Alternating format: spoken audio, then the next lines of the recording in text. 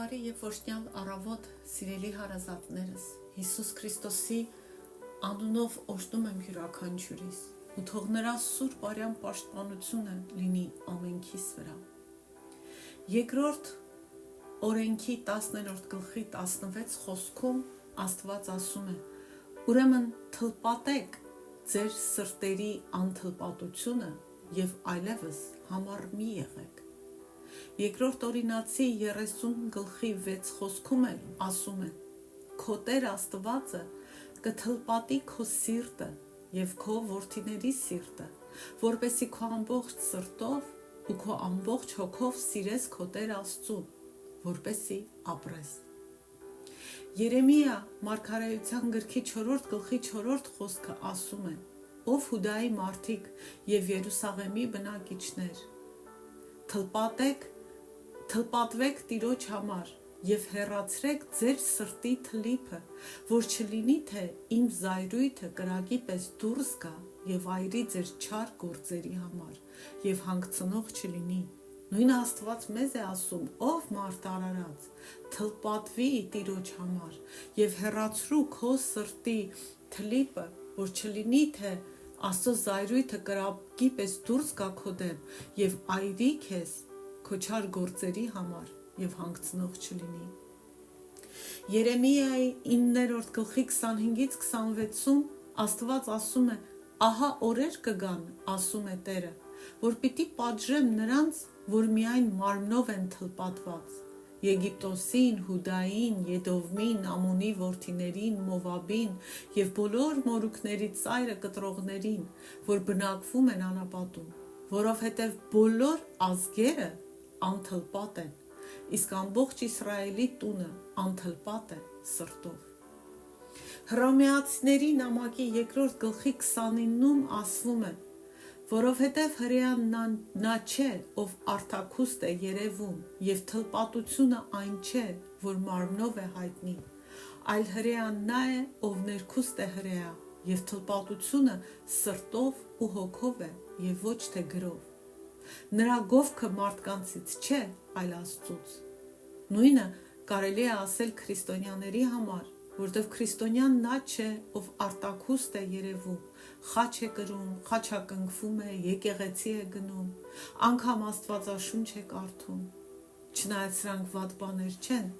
այլ քրիստոնյան նա է, ով ներքուստ է քրիստոնյա, այսինքն նրա սիրտն ու հոգին հնազանդ են Աստծուն, նվիրված են Տիրոջը։ Եվ քրիստոնյայի իրական քրիստոնյայի գովքը մարդկանցից չէ, այլ Աստծուց։ Եվ այս խոսքերի հիման վրա ես իմ աղոթքն եմ բարձրացնում ինձ համար, ամուսնուս համար, ընտանիքիս բոլոր անդամների, գերդաստանիս, արյունակցական գծիս բոլոր մարդկանց համար, քեզ համար, ով ունկնդիր, քո ընտանիքի անդամների համար, աղոթքս եմ բերում Հայր Աստծո առաջ, Հիսուս Քրիստոսի անունով, ու ասում եմ Տեր Աստված, Հայր ողորմած, մենք քո գթության, ողորմության, շնորհի եւ օգնության կարիք ունենք։ Տեր, խնդրում եմ թլպատի մեր սրտերը եւ օգնի մեզ, որ ցանկանանք, թույլ տանք, որ դու մեզ թլպատես, համագործակցենք քեզ հետ, որ մեր սիրտը, մեր հոգին, մեր մտածելակերպը, մեր ամբողջ էությունը կերպարանափոխվի, որ վերանան մեր միջից անառողջ համառությունը, ըմբոստությունը, հակառակությունը, հանդգնությունը, եսասիրությունը, մեղքի հանդեպ մեր հակումը խափանվի։ Տեր քո Սուրբ Հոգով խնդրում եմ գործի յուրաքանչյուրիս մեջ, մաքրի մեզ ու տուր մեզ նոր սիրտ, լիովին նվիրված ու հավատարիմ քեզ, Տեր Աստված։ Հայր, կատարիր այս մաքրագործող աշխատանքը մեր ներսում, քո շնորհով ու քո ողորմությամբ, մեր հին, կոշտացած, քարե սիրտը, անհնազանդ սիրտը, մեծամիտ սիրտը, անթլպատ սիրտը, որ լցված է մեր էգոյով, մեր ցանկություններով, փոխի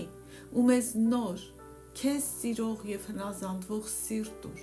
թլպատված սիրտ տուր, որ ամբողջ հոգով, ամբողջ սրտով, ամբողջ մտքով ու մեր էությամբ սիրենք քեզ։ Դու լինես մեր կյանքի կենտրոնը, ոչ թե մենք, որ մենք ձևական հավատացյալներ չլինենք, անունով քրիստոնյաներ չլինենք,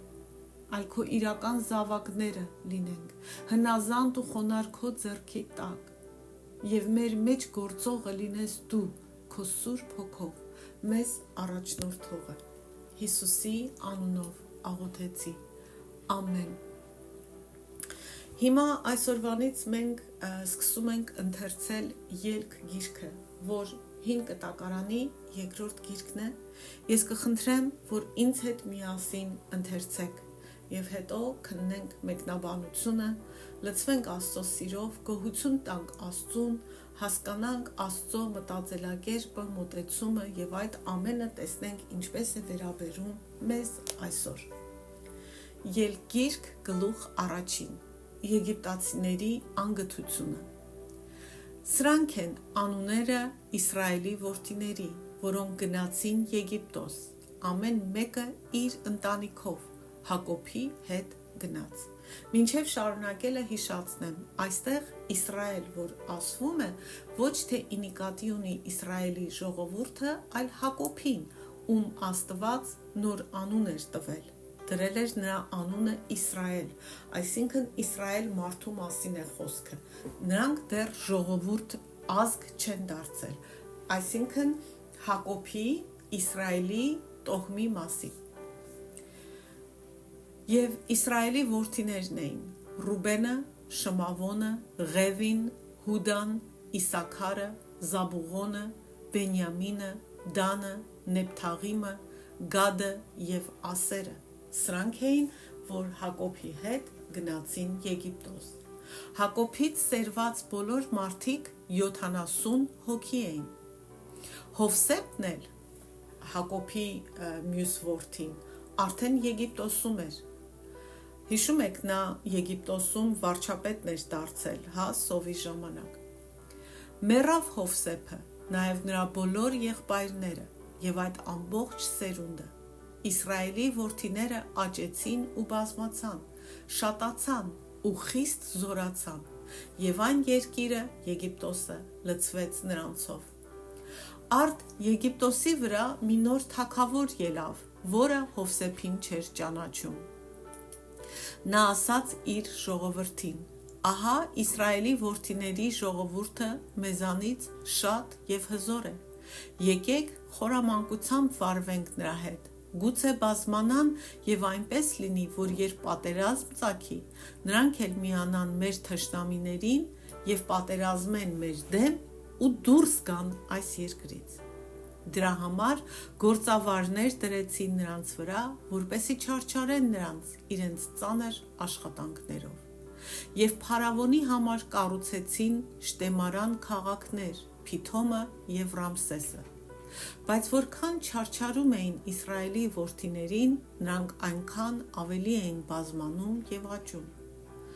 Եգիպտացիները երկյուղ էին կրում Իսրայելի որդիներից։ Եգիպտացիները բռնությամբ ծառայեցնում էին Իսրայելի որդիներին եւ դառնացնում էին նրանց կյանքը ծանր աշխատանքով, կավով ու աղյուսաշինությամբ եւ դաշտային ամեն տեսակ գործերով,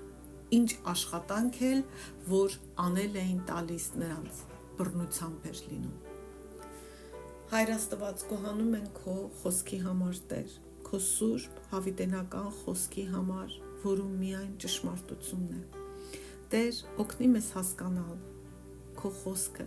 ոչ միայն որպես գիտություն, այլ հասկանալ, թե ինչու այս ամենը եղավ, որն էր քո նպատակը եւ որքան զորավոր ես դու, որ միշտ քո նպատակը կատարվում է, Տեր։ Ես ինձ ու լսողներին հանձնում եմ քեզ։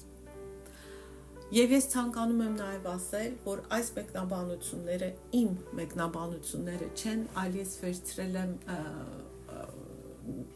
քրիստոնեական մի էջից եւ թարգմանել, որպեսզի կիսեմ ձեզ հետ։ Ամեն փառքը լինի Աստծուն եւ շարունակենք։ Իսրայելի չարչարանքները Եգիպտոսում։ Հակոբի, այսինքն Իսրայելի 12 որդիները, որոնք եկան Եգիպտոս։ Սրանք են Իսրայելի որդիների անունները, որ գնացին Եգիպտոս, ամեն մեկը իր ընտանիքով. Ռուբեն, Շմավոն, Ղևի, Հուդա, Իսաքար, Զաբուղոն, Բենյամին, Դան, Նեփթաղիմ, Գադ և Ասեր։ Իսրայելի բոլոր սերունդները մինչև այժմ եկել են այս 12 որդիներից։ Սրանք կոչվում են Իսրայելի 12 ցեղերը։ Հիմա անցնենք մանրամասն մեկնությանը։ Ելք գրքի առաջին տողերը խոսում են այն բանի մասին, որ տեղի էր ունեցել մոտ 400 տարի առաջ։ Նախկին դասերում ասեցի, որ ելքի պատմությունը սկսվում է այնտեղ, որտեղ ավարտվում է ծննդոց գիրքը, մի մեծ ընտանիք, մի մեծ տոհմ, որը դեռ ազգ չէր դարձել, բայց սա մի ընտանիք էր, որ Աստծո ընտրությամբ կարևոր տեղ էր զբաղեցնում Աստծո ծրագրում։ Նրանք Աբրահամի սերունդներն էին, ում Աստված կանչել էր և ուխտ էր արել։ Եվ նրանց տեսնում ենք նրանց ծննդոցում նրանց գաղթը դեպի Եգիպտոս և երգում էլ տեսնում ենք նրանց սերունդների ելքը Եգիպտոսից։ Մեռավ Հովսեփը, նաև նրա բոլոր եղբայրները և այդ ամբողջ սերունդը։ Հովսեփը Աբրահամի ծոռն էր, ով փրկեց Եգիպտոսը և աշխարհը սարսափելի սովից, քանի որ լսեց Աստծո ձայնը, ենթարկվեց, որը խոսում էր Հովսեփի հետ փարավոնի երազի միջոցով։ Իր իմաստության և կառավարման շնորհիվ փարավոնը Հովսեփին կարգեց Եգիպտոսում բարձր և պատվավոր պաշտոնի։ Նա երկրորդ անձն էր փարավոնից հետո։ Եվ ամբողջ ընտանիքը Հովսեփի և երկան քանանից մեծ պատվի արժանացան։ Լավագույն հողերը փարավոնը տվեց նրանց, որպեսզի այնտեղ ապրեն։ Բայց ի վերջո Հովսեփը մահացավ,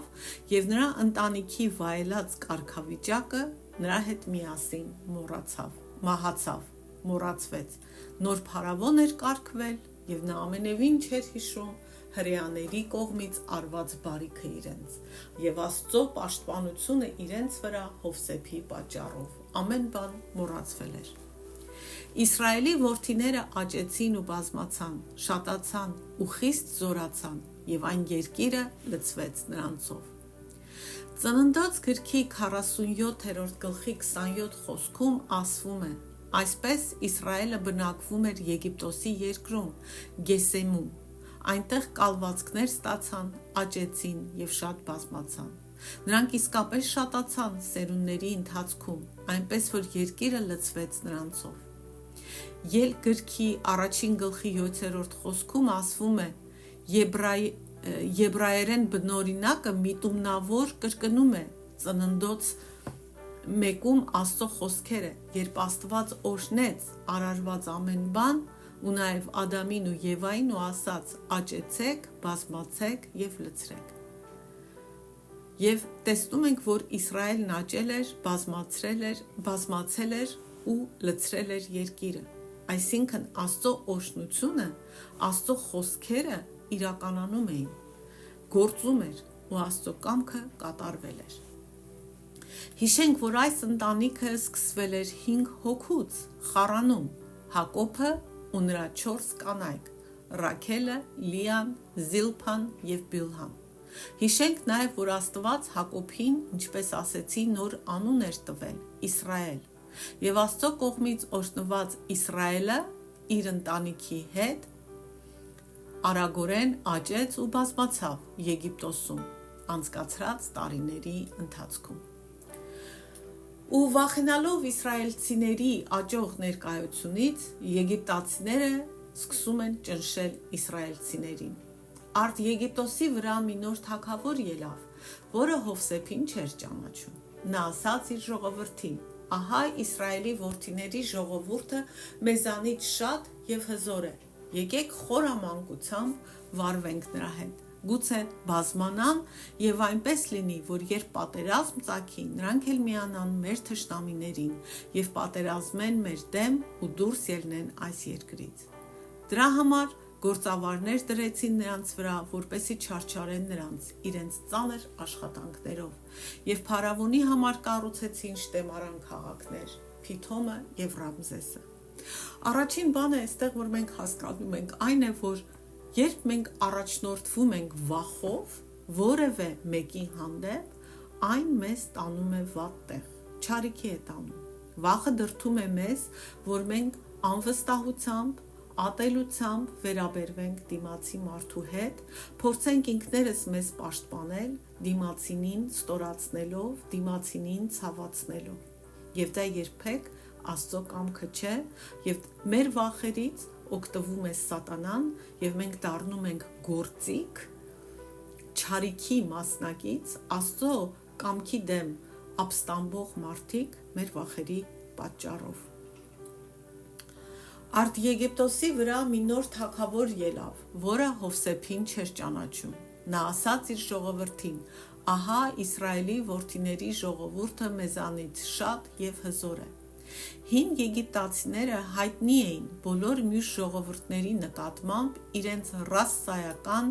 գերազանցության հպարտ զգացումով։ Այսինքն բոլոր մյուս ազգերին հին եգիպտացիները ստորադաս էին համարում։ Զարմանալի չէ տեսնել, թե ինչպես են նրանք վախենում Իսրայելի այս գերդաստանից եւ խտրականություն դրսևորում իրենց մեջ ապրող այս ուժեղ, բայց դեռ փոքրամասնություն կազմող մարդկանց նկատմամբ։ Եվ եգիպտացիները կարծում էին եւ տեսնում էին, որ Իսրայելի գերդաստանը արագ բազմանում էր ու մոտ ապագայում գուցե այլևս փոքրամասնություն չլիներ։ Եկեք խորամանկությամբ վարվենք նրա հետ, գուցե բազմանան եւ այնպես լինի, որ երբ պատերազմ ծագի, նրանք էլ միանան մեր թշնամիներին եւ պատերազմեն մեր դեմ ու դուրս ելնեն այս երկրից։ Այդ ժամանակ եգիպտացիները վախենում էին հյուսիսից խեթերի ներխուժումից, որ խեթերը կհարձակվեն Եգիպտոսի վրա։ Եթե Եգիպտոսում ապրող հրեաները, իսրայելցիները միանային խեթերին, դա լուրջ սպառնալիք կներկայացներ եգիպտացիների անվտանգության համար։ Միևնույն ժամանակ տեսնում ենք, որ փարավոնը այնքան անհանգստացած չի, որ իսրայելցիները իրենց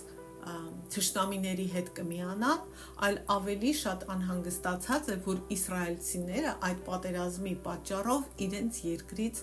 դուրս կգան։ Մենք տեսնում ենք, որ փարավոնը չի ուզում ազատվել հրեաներից, այլ ուզում է նրանց պահել իր երկրում, բայց որպես ստրուկ։ Ոչ թե լինեն ազատ քաղաքացիներ, ոչ թե լինեն հավասարազոր եգիպտացիների հետ, իրավունք ունենան, հարստություն ունենան, հող ունենան, հանգիստ ապրեն, չէ, այլ լինեն իր ստրուկը, չի ուզում, որ նրանք դուրս ելնեն իր երկրից։ Սա կարևոր է, որտեղ գրքի ընթացքում կտեսնենք, թե ինչու է նա հակառակվում Աստծուն։ Դրա համար գործավարներ դրեցին իսրայելցիների վրա, որպեսզի չարչարեն նրանց իրենց ծանր աշխատանքներով։ Եվ փարավոնի համար կառուցեցին շտեմարան քաղաքներ՝ Փիթոմը եւ Ռամսեսը։ Երբ Իսրայելի որդիները, այսինքն Հակոբի սերունդները, ստիպված էին ստրկական աշխատանք անել Եգիպտոսում, նրանք կառուցեցին Եգիպտոսի բազմաթիվ մեծ ու նշանակալի քաղաքներ եւ հուշարձաններ, բայց ոչ բուրգերը, պիրամիդները, որոնք կառուցվել էին շատ ավելի վաղ։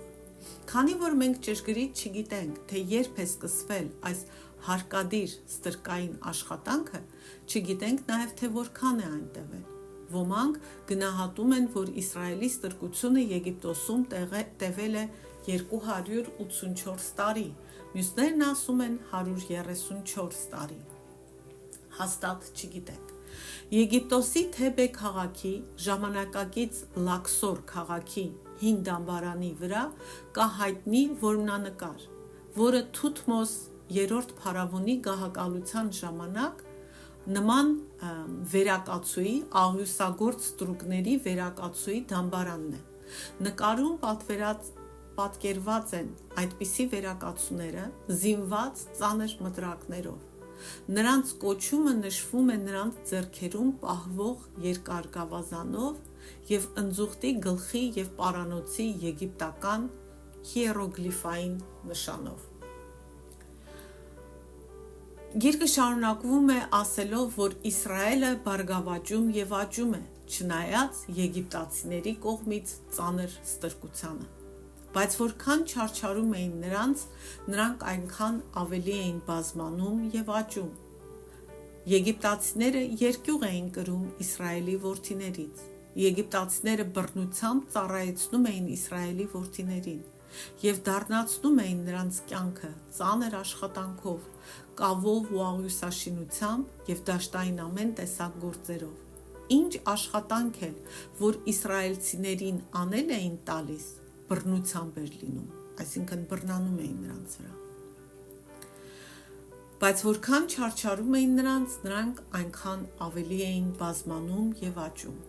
Սա Աստծո նպատակն էր Իսրայելի գերդաստանի համար Եգիպտոսում գտնվելու ժամանակ։ Եգիպտոսը ծառայում էր որպես մայրական արգանդ Իսրայելի համար, մի վայր, որտեղ նրանք արագորեն մի մեծ տոհմից վերածվեցին հզոր ազգի։ Իսրայելի ազգը չէր կարող այսպես աճել ու բազմանալ Քանանում, խոստացված երկրում, քանի որ գործնականում անհնար էր խուսափել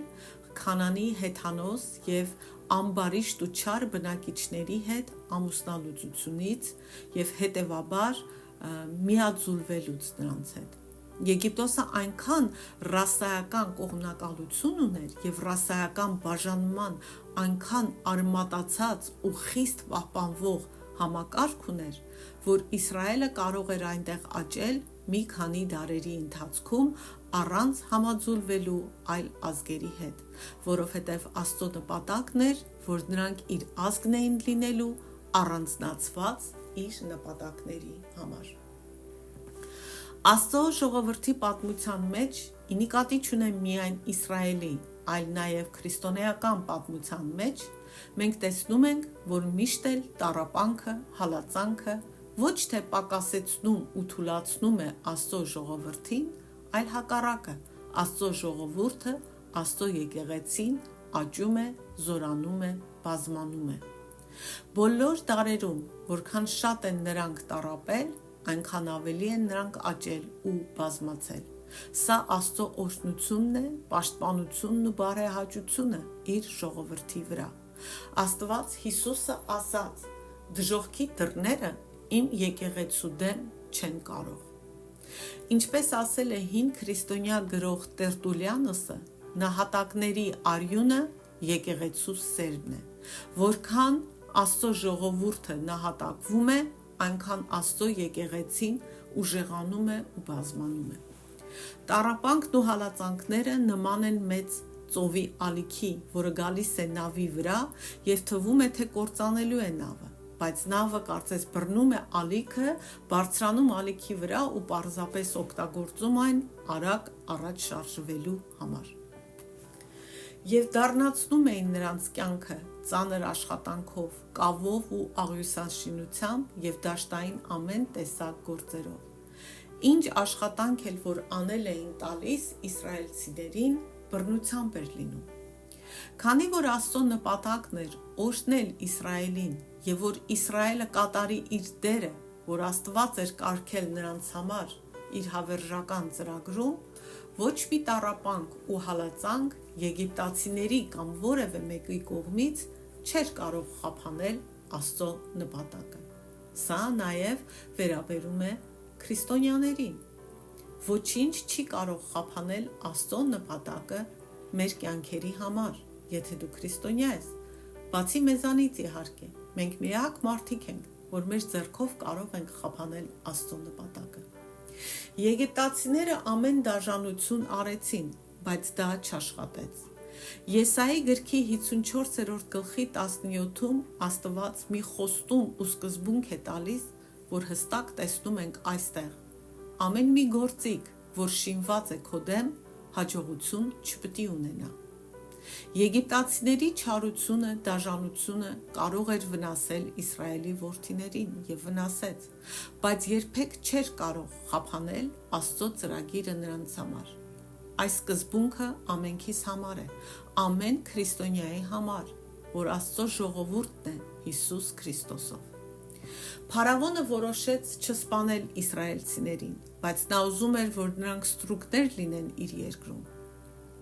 Այդ դաժան ու ծանր ստրկության մեջ կյանքը հավանաբար անհույս էր թվում Իսրայելի որդիներին, և այն միտքը, որ Աստված իրականացնում էր իր ծրագիրը, հավանաբար շատ հեռու էր թվում, անհնար ու գուցե նաև անհեթեթ,